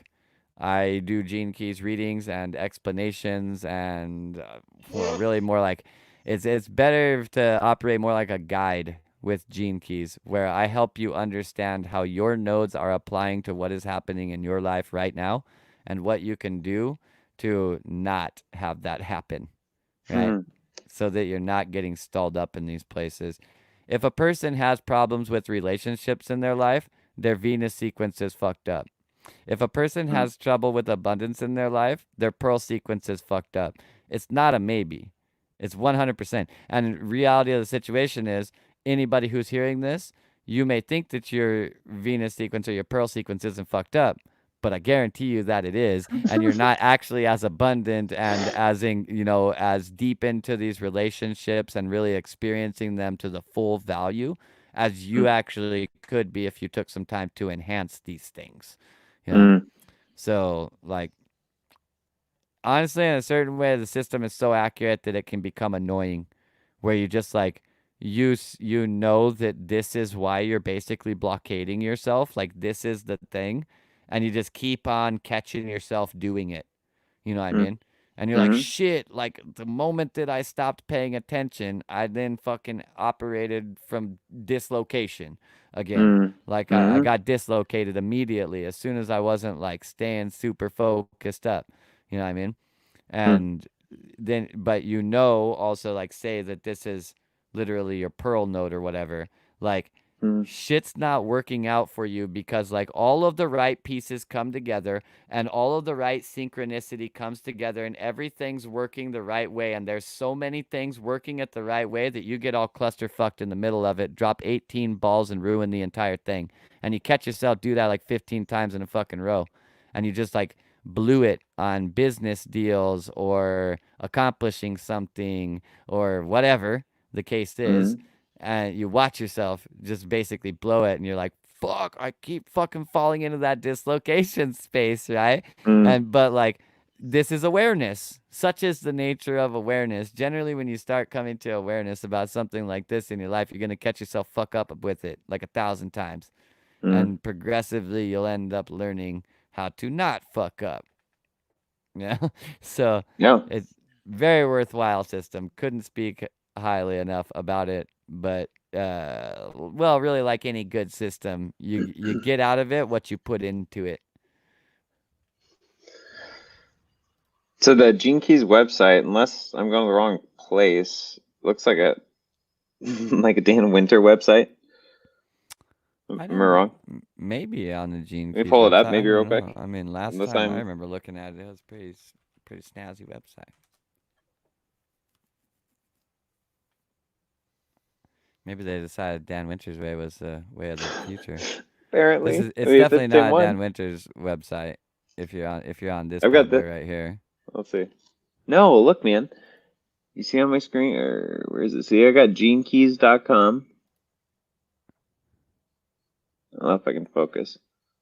It's definitely Gene. Are you load a desktop site and see if it's the same? Maybe he like literally has no mobile site built. Nope, it's just more 90s. It's even worse. But yeah, what the heck? Literally, it's genekeys.com. Yeah, weird. You have some type of like cached version of it or something, maybe. I don't know. Yeah, it's definitely not like that for me. It's interesting, right? All right, Google. So there's a lot of books from this dude on this shit. Which one do you recommend? I don't think you need all of them. I must say, I literally think you need this book at the top right here that tells you what each of the gene keys are. You could dive deeper into it, but well, most people who engage with systems like this, and by most I mean 95+%, don't actually ever get full value out of the system. So don't go all fucking crazy buying all of the books and spend fucking $500 fucking dollars on books and shit. Get this first book that tells you what all the gene keys are and basically maximize the learning that you could get out of that book. And then if you're really digging it, go into other books. You know what I mean? You can sometimes find used versions of this paperback, as you can see right here. You can buy one on Amazon right now for $20. So we got there's even, it's on Kindle at $12.99. Which, if it's on Kindle at $12.99, I should say it's very likely that you can find yourself a not for pay PDF out there somewhere at this point in time. It did not used to be on Kindle or anything like that, and no one had transcribed it to PDF, and it's a lot of fucking pages. So, like, I don't even remember it's how many. It's a lot, though. It's a thick-ass book. So I don't know. Well, there's 64 gene keys, and there's like at least probably about 10 pages on each gene key, and then like a whole foreword and an intro chapter and shit like that. So it's like, it's got to be at least 750 pages long. So, you know, you only really need to look at your own specific gene keys, but it will tell you, and then basically read the whole intro to the book. And then look at your own gene keys. That's all you really would need to do for yourself. But it'll tell you about 57 times in the intro to it about how everybody actually has all of the gene keys, and you could learn from all of these. And so technically you could just go through the book 1, 2, 3, 4, 5, 6, 7, 8, 9, you know, just literally just going through it linearly. But as I said earlier, it's very mechanistic in how it functions in your life. And so it is worthwhile to get in touch with your own personal gene keys first, and then maybe learn about the other ones, because those ones will literally be blockading you in your life. It's spooky accurate. It's kind of, like I said, all the way to the point of annoying. And it's the connection to the Nassim Haramein, I think. So the way I saw his progression, like from videos early 2000s, they were put on YouTube or whatever, but where he saw through studying, I think the Kabbalistic tree of life and the shapes that it could make and the geometry based on this and whatever. And then he did 8 of those, and he did this, and like I remember the whole thing because it was at the time too, and I was studying deeper into the Hebrew stuff, and it was that. Like that was a bridge. I already crossed the spheres, but I didn't have the bridge that crossed them. That gave me like a symbol set bridge, if you will. Mm-hmm. So like, but yeah, so I think he found it through that way, and that developed into all the other stuff and overlaying on the flower of life, etc. And then he connected to all the other texts and the I Ching and all those other things. I think that was just his piece to bring that piece to the pie or something. I don't get what the relation is to this. You talked about the I Ching and this being originally related to, just saying the same thing, gene keys, and the shape that it makes, the 64 tetrahedron, which is one of these tetrahedrons. This is actually from Nassim Haramein.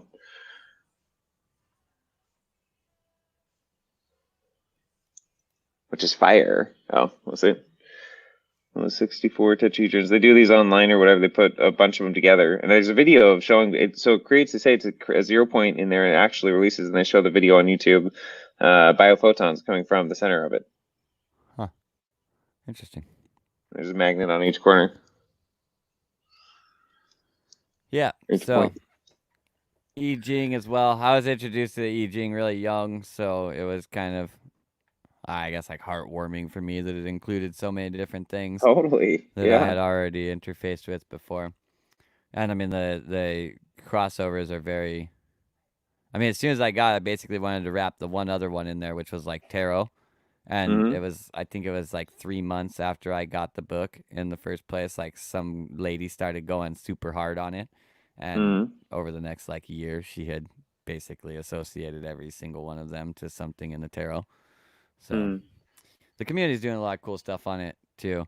It is definitely a book, like, and his writing style and his talking style and stuff is a love it or hate it style. I can definitely see where someone would read it and go like, it's just like, it's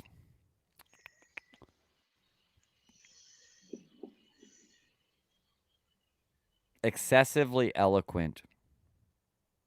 You can tell that he like spent a long fucking time thinking about every single sentence.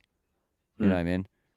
And so that's like a good thing, but then also at the same time, when you're like reading it, it's like very flowery verbiage all over the place. Literally, you can tell that he wrote the things on here. Like this art of contemplation right here, like this is the way that he writes. This little book is a masterpiece of distilled wisdom, poetic, refined, and yet eminently practical. It introduces you to the technique at the core of the gene keys, and indeed, of all paths towards wisdom. You know what I mean? Like, some people fucking hate reading stuff that sounds like this. And if you hate that, this ain't the system for you, because it is just, I mean, it's an enormous book of it. Just an enormous book of it. So it is the #1 bestseller in the I Ching category on Amazon, though. So that's maybe got something going for it. Having said that, this book right here, that is #3. If you're really trying to do I Ching, this is the book that I grew up with. Right here. This bad boy. That's that one specifically? Cool. Yeah. Is that hardback? Yeah, cool.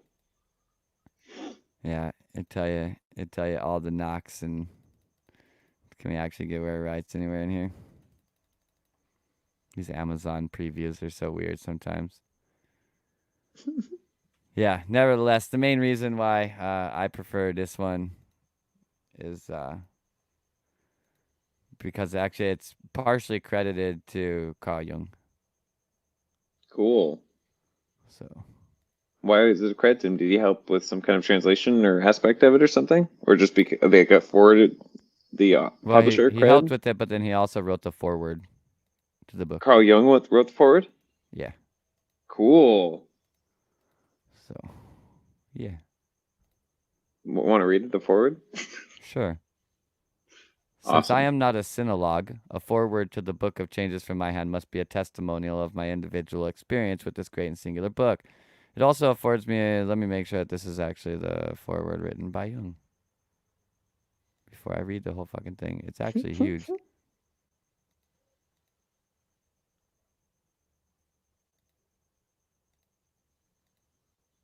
Where is it? I don't know. It literally says that right here in the thing, forward by C.G. Jung, right here. Yeah. On page 11, XXI. Not actually 11.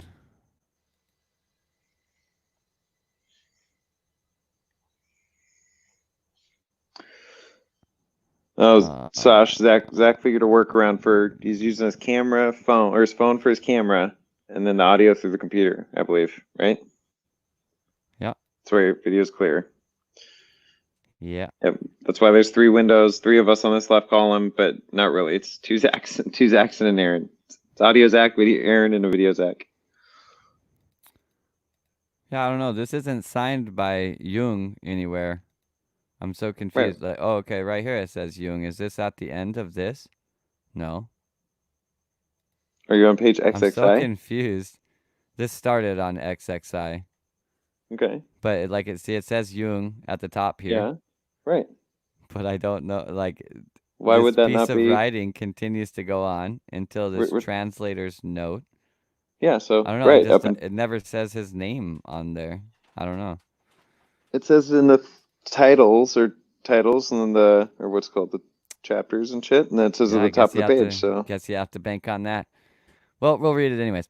Since I'm not a sinologue, a foreword to the book of changes from my hand must be a testimonial of my individual experience with this great and singular book. It also affords me a welcome opportunity to pay tribute again to the memory of my late friend Richard Wilhelm. He himself was profoundly aware of the cultural significance of his translation of the I Ching, a version unrivaled in the West. If the meaning of the Book of Changes were easy to grasp, the work would need no foreword, but this is far from being the case, for there is so much that is obscure about it that Western scholars have tended to dispose of it as a collection of magic spells either too abstruse to be intelligible or of no value whatsoever. Legg's translation of the I Ching, up to now the only version available in English, has done little to make the work accessible to Western minds. Wilhelm, however, has made every effort to open the way to an understanding of the symbolism of the text. He was in a position to do this because he himself was taught the philosophy and the use of the I Ching by the venerable sage Lao Nai Xuan. Moreover, he had over a period of many years put the peculiar technique of the oracle into practice. His grasp of the living meaning of human effort is directed to combating and restricting the nuisance or danger represented by chance. Theoretical considerations of cause and effect often look pale and dusty in comparison to the practical results of chance. It is all very well to say that the crystal of quartz is a hexagonal prism. The statement is quite true insofar as an ideal crystal is envisaged, but in nature one finds no 2 crystals exactly alike, although all are unmistakably hexagonal. The actual form, however, seems to appeal more to the Chinese sage than the ideal one. The jumble of natural laws constituting empirical reality holds more significance for him than a causal explanation of events that, moreover, must usually be separated from one another in order to be properly dealt with. The manner in which the I Ching tends to look upon reality seems to disfavor our causalistic procedures. The moment under actual observation appears to the ancient Chinese view more of a chance hit than a clearly defined result of concurring causal chain processes. The matter of interest seems to be the configuration formed by chance events in the moment of observation, and not at all the hypothetical reasons that seemingly account for the coincidence. While the Western mind carefully sifts, weighs, selects, classifies, isolates, the Chinese picture of the moment encompasses everything down to the minutest nonsensical detail, because all of the ingredients make up the observed moment. Thus it happens that when one throws 3 coins or counts through the 49 yarrow stalks, these chance details enter into the picture of the moment of observation and form a part of it, a part that is insignificant to us, yet most meaningful to the Chinese mind. With us, it would be banal and almost meaningless statement, at least on the face of it, to say that whatever happens in a given moment possesses inevitably the quality peculiar to that moment. This is not an abstract argument, but a very practical one. There are certain connoisseurs who can tell you merely from the appearance, taste, and behavior of a wine the site of its vineyard and the year of its origin. There are antiquarians who, with almost uncanny accuracy, will name the time and place of origin and the maker of an object d'arte or piece of furniture on merely looking at it. And there are even astrologers who can tell you in the same place. Can tell you what? Is it? I guess that's actually next. Sometimes Amazon cuts out pages, so I'm like sitting here waiting for it to have happened. Yeah, I gotcha. And there are even astrologers who can tell you in the same place. It happens in the first place because the physical events A and B are of the same quality as the psychic events C and D, and further because all are the exponents of one and the same momentary situation. The situation is assumed to represent a legible or understandable picture. Now, the 64 hexagrams of the I Ching are the instrument by which the meaning of 64 different yet typical situations can be determined. These interpretations are equivalent to causal explanations. Causal connection is statistically necessary and can therefore be subjected to experiment. Inasmuch as situations are unique and cannot be repeated, experimenting with synchronicity seems to be impossible under ordinary conditions. In the I Ching, the only criterion of the validity of synchronicity is the observer's opinion that the text of the hexagram amounts to a true rendering of his psychic condition. It is assumed that the fall of the coins as a result of the division of the bundle of yarrow stalks is what it necessarily must be in a given situation, inasmuch as anything happening in that moment belongs to it as an indispensable part of the picture. If a handful of matches is thrown to the floor, they form the pattern characteristic of that moment. But such an obvious truth as this reveals its meaningful nature only if it is possible to read the pattern and to verify its interpretation.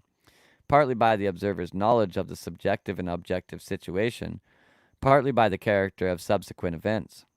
It is obviously not a procedure that appeals to a critical mind used to experimental verification of facts or to factual evidence. But for someone who likes to look at the world at the angle from which ancient China saw it, the I Ching may have some attraction. My argument, as outlined above, has of course never entered a Chinese mind. On the contrary, according to the old tradition, it is spiritual agencies acting in a mysterious way that make the yarrow stalks give a meaningful answer. These powers form, as it were, the living soul of the book. What? There's got to be a page missing here. It says, as the, and then the next word is the I Ching has, right? Oh, yeah. The I Ching has, it seems, met with a new, correct understanding, that is, a new concept by which it can be grasped. This concept is valuable. There is indeed a new edition in English, making the book more accessible to the Western world than before. The 6th line says, the Ting has rings of jade, great good fortune, nothing that would not act to further. Jade is distinguished for its beauty and soft sheen. If the carrying rings are of jade, the whole vessel is enhanced in beauty, honor, and value. The I Ching expresses itself here as being not only well satisfied, but indeed very optimistic. One can only await further events, and in the meantime remain content with the pleasant conclusion that the I Ching approves of the new edition. I have shown in this example as objectively as I can how the oracle proceeds in a given case. Of course, the procedure varies somewhat according to the way the question is put. If, for instance, a person finds himself in a confusing situation, he may himself appear in the oracle as the speaker. Or if the question concerns a relationship with another person, that person may appear as the speaker. However, the identity of the speaker does not depend entirely on the manner in which the question is phrased, inasmuch as our relations with our fellow beings are not always determined by the latter. Very often our relations depend almost exclusively on our own attitudes, though we may be quite unaware of this fact. Hence, if an individual is unconscious of his role in a relationship, there may be a surprise in store for him. Contrary to expectation, he himself may appear as the chief agent, as is sometimes unmistakably indicated by the text. It may also occur that we take a situation too seriously and consider it extremely important, whereas the answer we get on consulting the I Ching draws attention to some unsuspected other aspect implicit in the question. Such instances might at first lead one to think that the oracle is fallacious. Confucius is said to have received only one water. This has to be skipping some parts. It almost was the only thing that makes me think, well, maybe because he says Confucius says, so you Right, never yeah. know. Yeah. I mean, Confucius is said to have received only one water. The jug is broken and leaks. The ting needs new handles and carrying rings by which to grasp it, and so also the well must be newly lined, for it contains a clear, cold spring from which one can drink.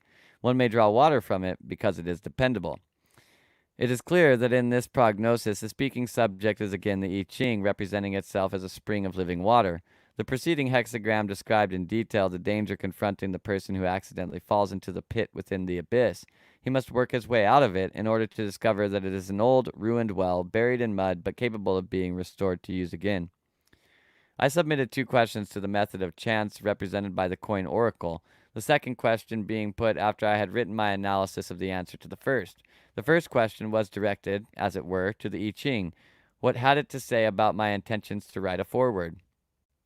The second question concerned my own action, or rather the situation in which I was the acting subject who had discussed the first hexagram. To the first question, the I Ching replied by comparing itself to a cauldron, a ritual vessel in need of renovation, a vessel that was finding only doubtful favor with the public. To the second question, the reply was that I had fallen into a difficulty, for the I Ching represented a deep and dangerous waterhole in which one might easily be mired. However, the waterhole proved to be an old well that needed only to be renovated in order to be put to useful purposes once more. These 4 hexagrams are in the main consistent as regards theme. What? That sentence is so weird. These 4 hexagrams are in the main consistent as regards theme, vessel, pit, well, and as regards intellectual content, they seem to be meaningful. Had a human being made such replies, I should, as a psychiatrist, have had to pronounce him of sound mind, at least on the basis of the material presented. Indeed, I should not have been able to discover anything delirious, idiotic, or schizophrenic in the 4 answers. In view of the I Ching's extreme age and its Chinese origin, I cannot consider its archaic, symbolic, and flowery language abnormal. On the contrary, I should have had to congratulate this hypothetical person on the extent of his insight into my unexpressed state of doubt. On the other hand, any person of clever and versatile mind can turn the whole thing around and show how. Now we know for sure. It is definitely missing parts.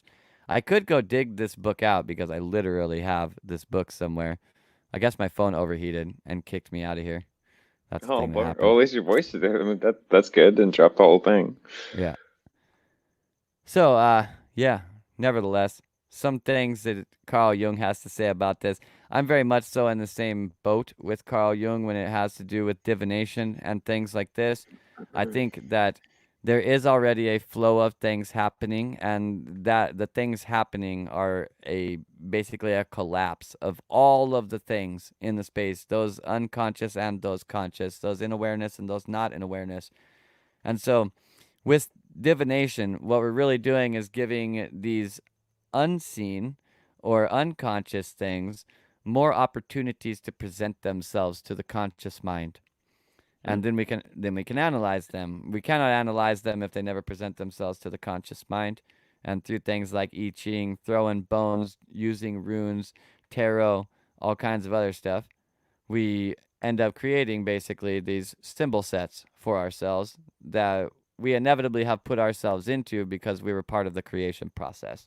And so they definitely have something to say about us, and they actually seem to be, quite accurate in terms of what's actually going on right now. As he pointed out there with how the I Ching had basically done a really good job, the hypothetical I Ching, whoever was personified, right, had done a really good job at identifying his completely unspoken worries that he had inside of that situation. You know what I mean? Mm-hmm. So, yeah, as long as we create something for our mind to look at, we usually find that our mind is very, very good at going through data. It is usually only by getting ourselves into basically habits, right? So consistent formats of operation, life without novelty in any capacity, where we then end up doing the same thing over and over and over again, and that's where we stagnate.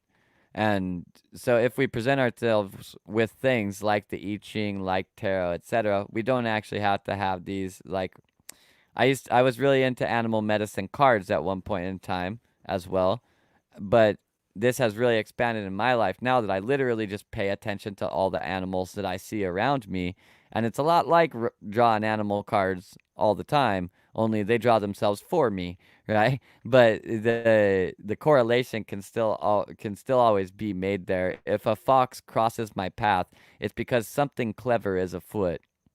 And it's up to me to see whether or not I can actually discern if I am clever enough to discern where that cleverness is. You know what I mean? Right. Yeah, no doubt. Right. 100%. Well said. So, anyways, that's a lot of random tangents. We're a little past 2 hours now. I think I'm gonna call it for the night. If you got anything else you want to say, I got time. Sounds good. Yeah, no, that's good. All right. Time in with my mom. Well, I am gonna kick on some tunes.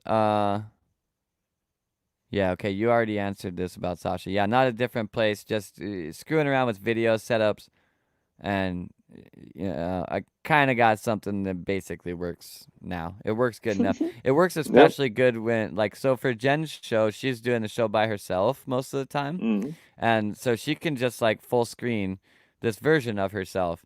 And if we pretended that this Aaron version over here was other me or other Jen inside of that space, then it's fine because the screen is filled with you on video, and since they're all being packaged through StreamYard and then being pushed, the delays are on point. Like, you don't even have to adjust anything with the delays. They're exactly the same.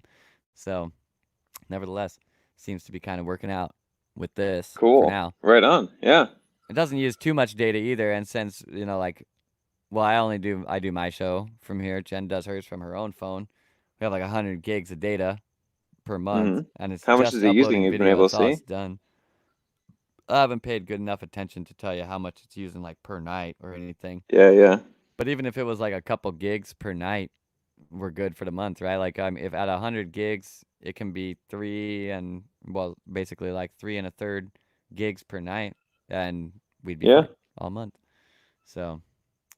Yep. And like I said, all it's doing is pushing videos, so it's not carrying the audio, it's not screen sharing anything, it's literally doing absolutely nothing but pushing videos. So. Yeah, that's true. Yeah, maybe. Yeah, because mine was doing more before. Yeah. Anyways, cool, man. Love you, Zach. Love everybody in chat. Love all you guys. Have a wonderful night. I'm gonna turn some tunes on here in case I don't know, anybody. Yeah, want to hang out and chat or whatever. There you go. And yeah, we'll see you again tomorrow. Jen's show 4 o'clock every day. Our show 8 o'clock every day. Kala has a show tomorrow because it's Tuesday, so her show will be at 2. So big pack day tomorrow. Lots of stuff going on. Fuck that noise on Wednesday. That's coming up at 1. I'll give a small teaser for anybody who's still here, because I finally actually exported a small amount of music that I'm working on. Yay. So I will play it real quick here, and then I'll switch over to other music after that. I have I've been basically gathering like samples of basses and drums, right? And sometimes they're split out with more stems than that, but the basic idea is like the bass and the drums, right? And getting like drums that work good with basses, because then you can just like add synths and all kinds of effects and shit on top of that. So like I have like 16 combinations that like I really like it, like where it's like the way that the drums sit with the sub or whatever the basses are. Like, I really like the sound of it, and there's just like still so much room on the top end to add vocals, synths, instruments, atmospheric shit, all kinds of stuff like that. So here in the relatively near future, I'll probably, at some point in time here, I'm progressively like getting better at tactile controls and doing this shit live, because I've wanted to like live loop sets for a long time using stems. And but I should have like a nice long thing with probably like 16 tracks, or maybe more if I come across more samples here in the near future. But as far as something that I made today, I actually did make this today, I think. Cool, man. I don't really know. All right, man, we're progressing. This music thing's real. It's real, bro. It's real. Do it. Yeah, and if anybody's actually still listening here, you'll see it's actually quite real because I'm really actually quite tickled with myself how quickly I'm progressing with this and how good Awesome, I am man. at it already. I'm pretty surprised, and it's real fucking enjoyable. Awesome. And so there's like 13 different sounds looping at the same time during that. There is so much going on, but it all sits in its own little space, and I have so much fun just sitting here just like fucking tweaking volume levels and shit like that. I just verified on YouTube, unless someone corrects me. I rewounded real quick, muted my mic. I didn't hear anything. I heard it like maybe at like 0.5, like barely audible. And I like so much like, oh shit. Shit. That was me on YouTube. Well, I don't Turn that really down. know what to be able to do about that because it's literally just playing from Bummer. Facebook, and Facebook It's like is not allowed music blue balls. Come on, doing, Zach. like, all right, everybody got anything. cycle energy until Zach can figure it out. Well, you've already heard it. You could just go listen to it on Facebook. So. Oh, that's the one? All right, yeah, sorry, guys. You're already good. If Send it to the anybody else family. really wants to hear it, just I mean, I guess I can just do that. Yeah. Yeah. I'll expanded send family it to the Facebook group. You guys can listen to it there. I'm gonna turn on other music here, and we'll go play with more sound. Because what else would I do? It's 10:30 at night, so yeah. That's awesome. the thing to go do. So I love you guys. See you later. That was the longest outro ever. Like probably everybody already left. I don't blame you. All right, love you. Peace out. Love you guys. Bye. Tomorrow 8, also 4, also 2. Bye. Bye.